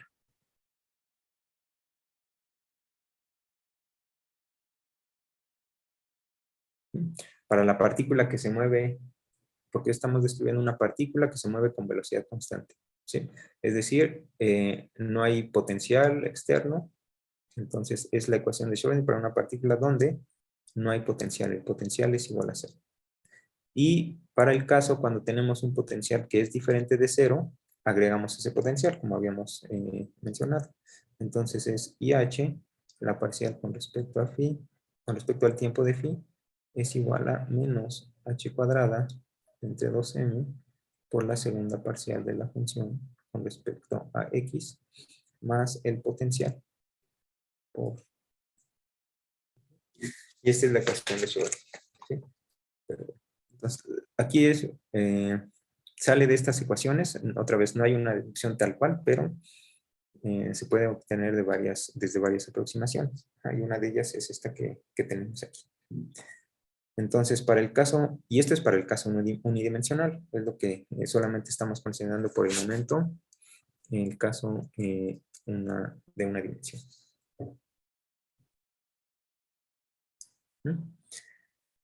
Entonces, esta es la ecuación con la cual vamos a estar trabajando. Y en general, esta función de onda depende de la posición y del tiempo, porque es una ecuación en las variables de posición y del tiempo. Entonces la voy a reescribir aquí de forma completa. Es IH, la parcial con respecto al tiempo de la función de onda que depende de X y T. Y esto es igual a menos H cuadrada entre 2m por la segunda parcial con respecto a X de phi de xt más el potencial. En general, podemos tener potenciales que son dependientes del tiempo, ¿sí? Pero vamos a estar trabajando con potenciales independientes del tiempo. Entonces, esta es la ecuación de Schrödinger dependiente del tiempo. Y la solución es la función de onda, la función que está describiendo la onda asociada a la partícula. Entonces, para potenciales que no dependen del tiempo, que son los que vamos a estar trabajando, para potenciales que solamente dependen de X, entonces podemos escribir a la función de onda como un producto de una función que solamente va a depender de X y una función que depende del tiempo. ¿Sí? Entonces, esta función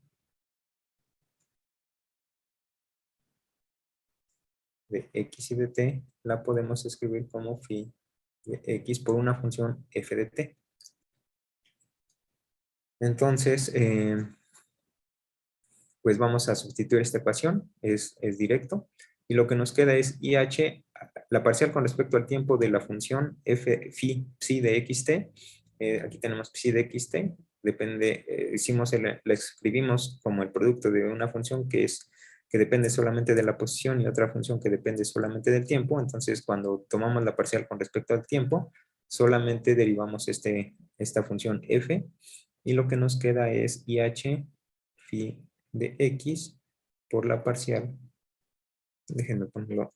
Vamos.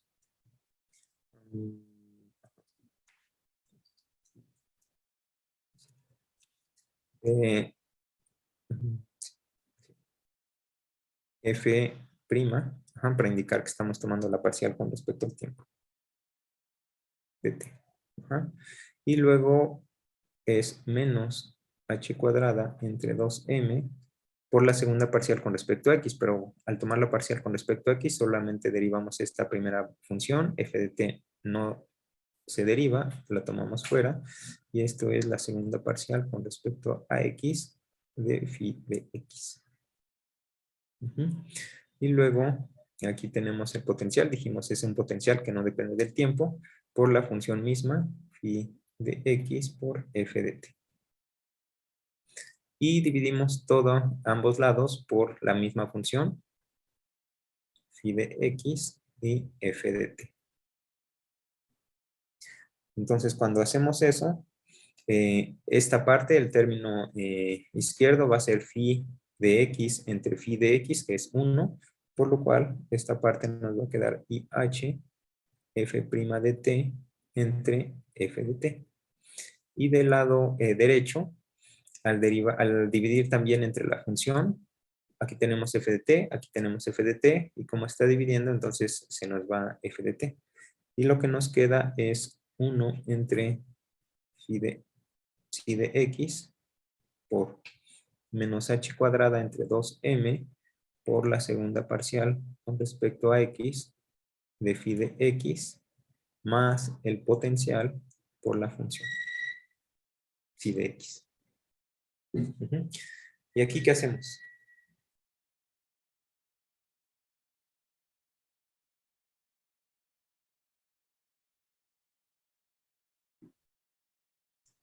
¿Qué hacemos aquí?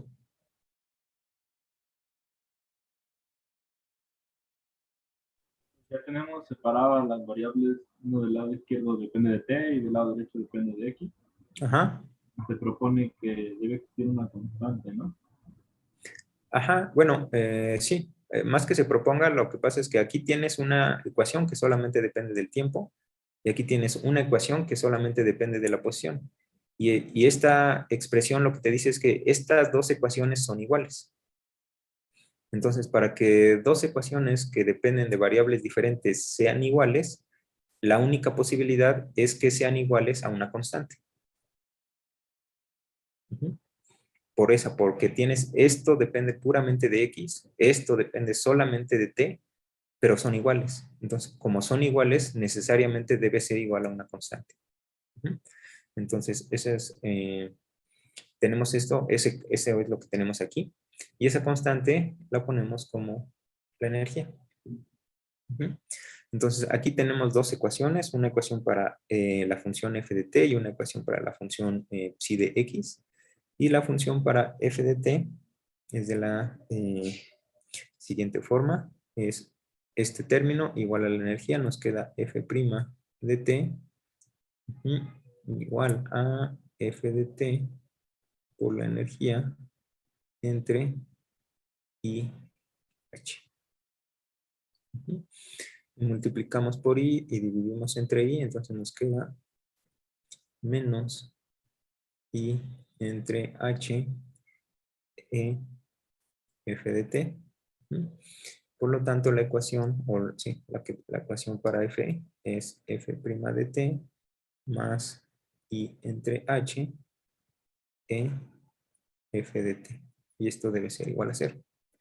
Y esta ecuación es directo de resolver. F de T es, salvo una constante aquí, es E a la menos I entre H E por T. La derivada de esto nos baja I entre HE con signo negativo y esto nos da 0. Y ya está. Entonces, esta es la función f de t. La única dependencia es la dependencia temporal en t. Y la otra ecuación que nos queda es esta de aquí, que es menos h cuadrada entre 2m por la segunda parcial con respecto a x de phi de x más el potencial por la función psi de x. Y esto es igual a e por psi de x. Y esta es la que se conoce como la ecuación de Schrödinger independiente del tiempo.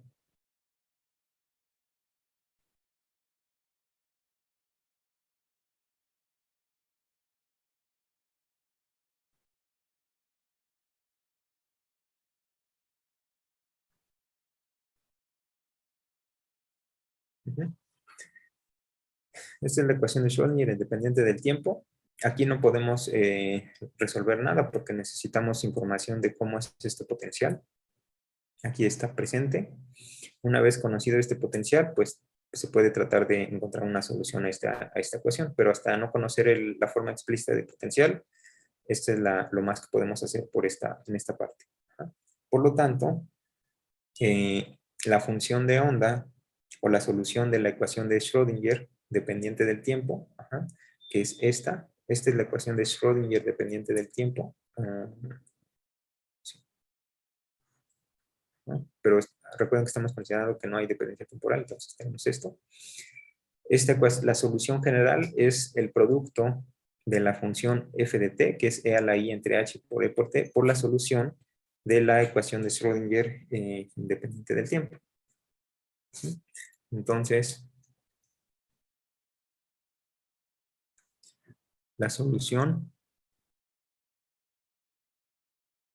es la parte espacial phi de x por la función que obtuvimos, e a la menos i e entre h barra por t. ¿Sí? Y esto se conoce como la solución estacionaria de la ecuación de Schrödinger.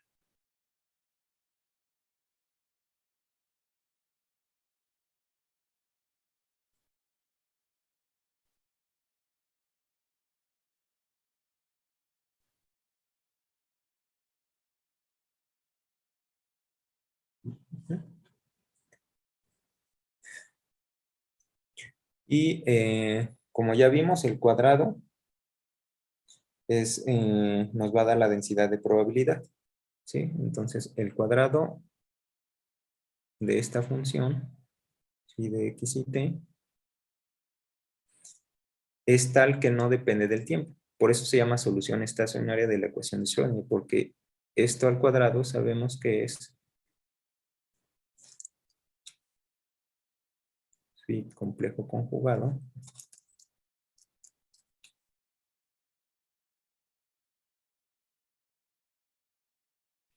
por psi de x y t. ¿Sí? Y el complejo conjugado, al tomar el complejo conjugado, aquí vamos a tener e a la i positivo, e entre ht multiplicado por psi de x, complejo conjugado, por e a la i entre ht, por la función misma, psi de x por e a la menos i entre h t. Y esto es 1. Por lo tanto, esto es phi de x por psi de x. ¿Sí? Y es por eso que se conoce como la solución estacionaria de la ecuación de Schrödinger. Porque toda la información, mucha de la información viene dada por estos productos y aquí no aparece la dependencia temporal. Entonces tenemos esta ecuación. Ahora, un estado estacionario, lo que sabemos es que la energía está bien definida, tiene un valor bien dado, y según la ecuación que habíamos visto, la ecuación de la que propuso Einstein, pero basado en la propuesta de Planck, es que la energía estaba cuantizada y la energía era igual a H. Esta la podemos reescribir de la siguiente forma: H entre 2pi. Aquí multiplicamos y dividimos por 2pi. No. Y este H entre 2pi sabemos que es H barra, así lo definimos. y 2pi nu es la frecuencia angular. Entonces la energía la podemos escribir como H omega. Ahora, en el caso de mecánica clásica, si la energía es independiente del tiempo, quiere decir que la energía es una constante de movimiento. Ajá. No va a cambiar cuando la partícula evoluciona en el tiempo. En el caso de mecánica cuántica, eso quiere decir que los estados están bien definidos, tienen una energía bien definida. Ahora, de la ecuación de Schrödinger, independiente del tiempo, que es la que ya obtuvimos aquí, entonces, cuando tengamos un sistema físico, esta parte es la que nos interesa resolver. Ajá. Porque la parte, cuando tenemos un potencial que no depende del tiempo, siempre es posible hacer esta separación, escribir la función de onda como un producto de una parte espacial y la parte temporal. La parte temporal siempre está dada por esta forma para f de t. Entonces el restante es, una vez definido el potencial, tratar de resolver esta ecuación y eso nos va a dar completamente la solución estacionaria para la ecuación de Schrödinger. Ajá. Una vez conocidas estas funciones phi. Ahora, esta ecuación de Schrödinger la podemos reescribir un poco. La ecuación de Schrödinger independiente del tiempo, que es con la que tenemos que trabajar.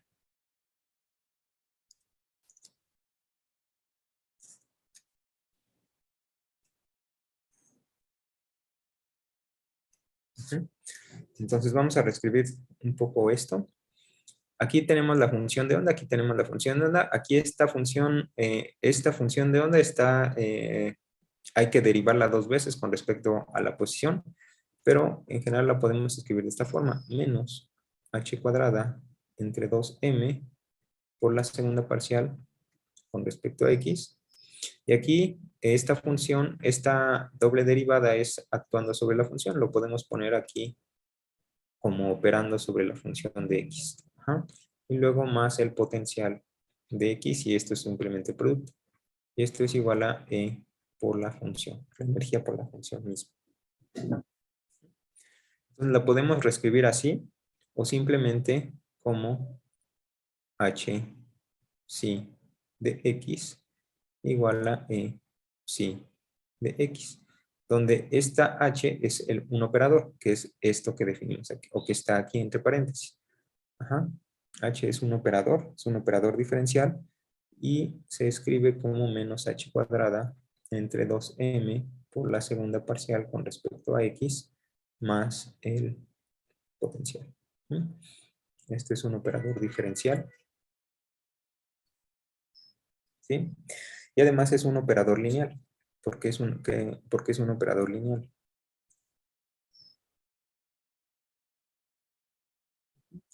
Porque si tenemos dos funciones de onda y este operador está actuando sobre las funciones de onda, vamos a tener la siguiente relación. Entonces, este operador actuando sobre una combinación de funciones, lambda 1, phi 1 de x más lambda 2, con lambda 1 y lambda 2 constantes, phi 2 de x, esto es igual a lambda 1, el operador actuando sobre phi 1, más lambda 2, el operador actuando sobre phi 2. ¿Sí? Y esto es la definición de un operador lineal. Entonces, este operador, que está dado en términos de la segunda parcial y el potencial, es un operador lineal. Entonces, esta es la forma compacta de escribir esa ecuación de Schrödinger. H phi de x igual a phi de x. Entonces, aquí la aplicación del operador h sobre las eigenfunciones phi, lo que nos va a dar como resultado es la misma función phi multiplicada por el eigenvalor e, que en este caso va a ser la energía del sistema. que es el eigenvalor del operador H. Ujú. Entonces, esta es la expresión con la cual vamos a trabajar. Vamos a ver algunos ejemplos más adelante, pero es la ecuación de Schrödinger independiente del tiempo. Ujú. ¿Sí? Ok. Ahora, en general, cuando esta es una ecuación de valores y vectores propios, el operador actuando sobre las funciones phi nos va a dar los posibles estados del sistema con valores de energía E. Y en general, pues vamos a tener varias soluciones, vamos a tener un conjunto de soluciones. Entonces, aquí tenemos que agregar una etiqueta que nos dé la forma o que nos distinga los diferentes posibles resultados. Y generalmente usamos un número entero para hacer estas distinciones. Entonces, esto lo reescribimos de la siguiente forma. El operador H actuando sobre las funciones.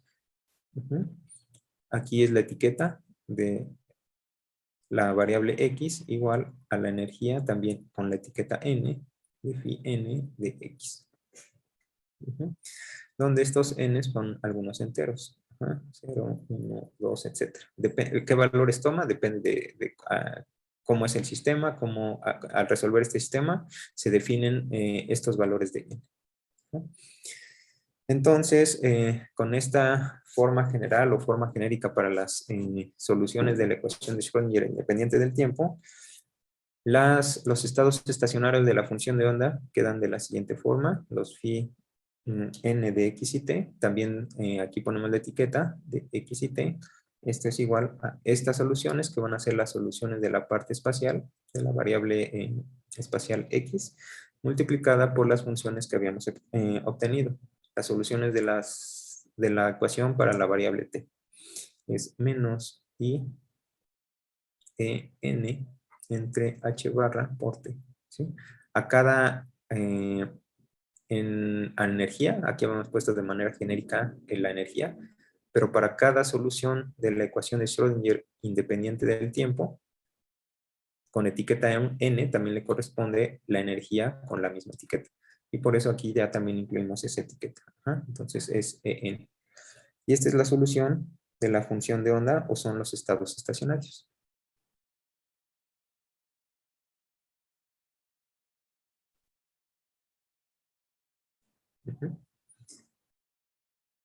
Ok.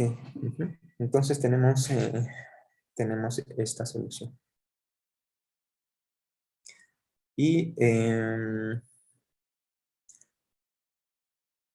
estas soluciones forman una base, forman un conjunto completo.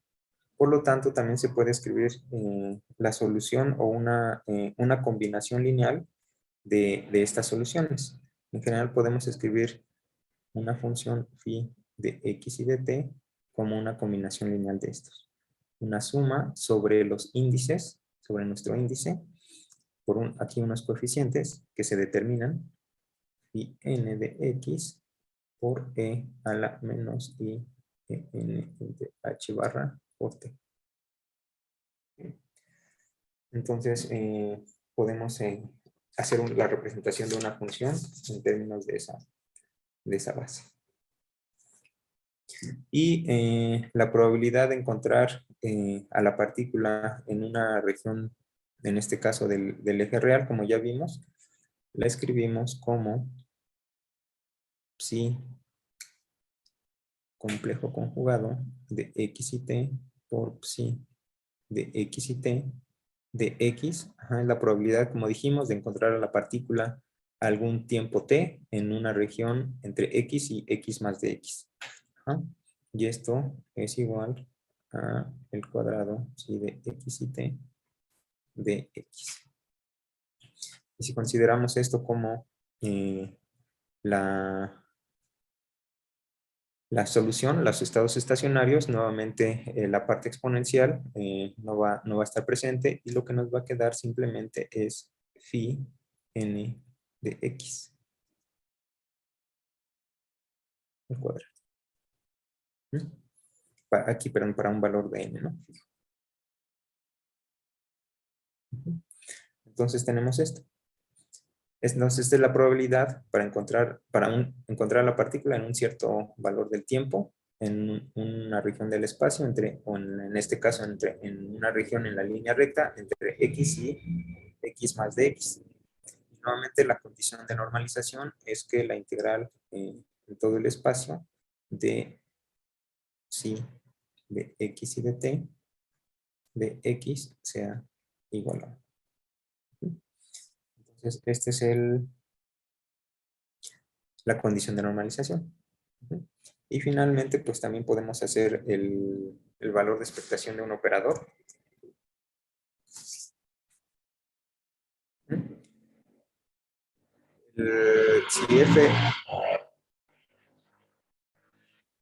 Si este operador f es un operador que representa una cantidad física, entonces el valor esperado de esta cantidad lo denotamos de esta forma. Y esto es igual a la integral desde menos infinito a infinito de de x y t de f de x por psi de x y de t de x.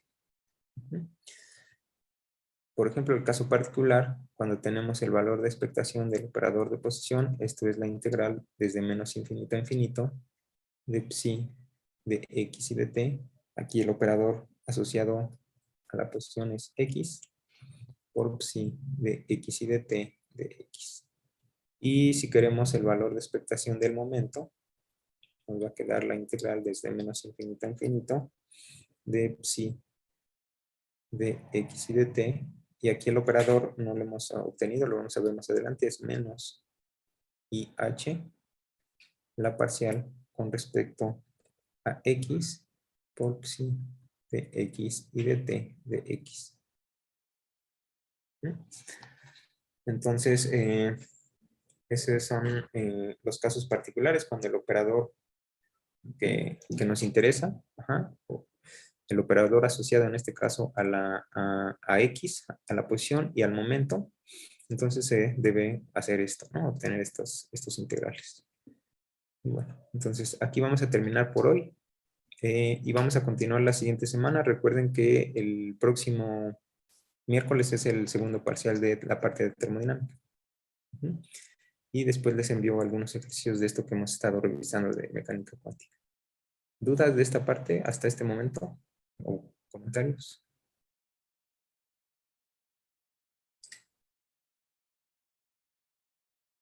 No, profe. Ok, muy bien. Bueno, entonces nos vemos la siguiente semana y el miércoles el examen. Entonces es todo y que estén bien. Luego,